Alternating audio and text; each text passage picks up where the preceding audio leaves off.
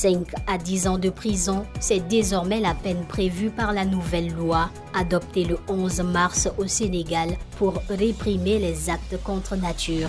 Cette décision fait suite au démantèlement de réseaux et des arrestations intervenues en février, dont 14 personnes interpellées pour pédocriminalité.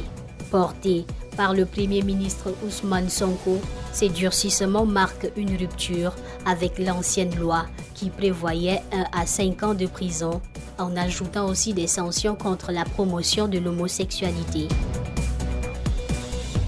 Digital Market Intelligence, c'est la plateforme numérique lancée ce jeudi 12 mars à Lomé par le ministre de l'économie Badanam Patoki.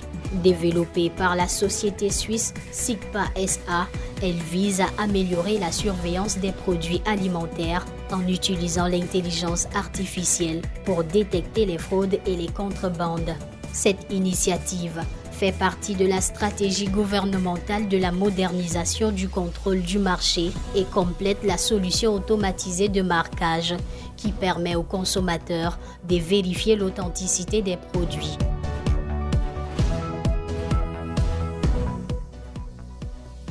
Après plus de 40 ans au pouvoir, le président sortant Denis Sassou Nguesso se présente aux élections présidentielles ce dimanche 15 mars au Congo-Brazzaville. Reconnu comme l'un des plus anciens chefs d'État au monde, il est âgé de 82 ans et serait l'un des plus grands favoris de ce scrutin selon l'opposition, qui prévoit également une participation historiquement basse.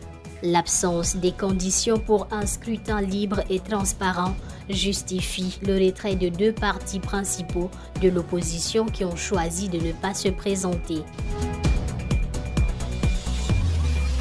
40 partis politiques ont été dissous par décret en Guinée pour manquement aux obligations.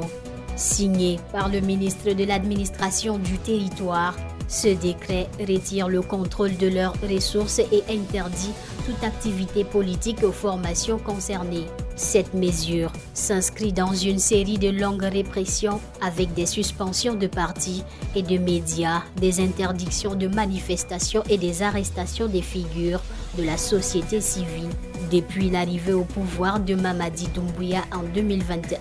Une mesure perçue comme officialisation d'une dictature croissante dans le pays.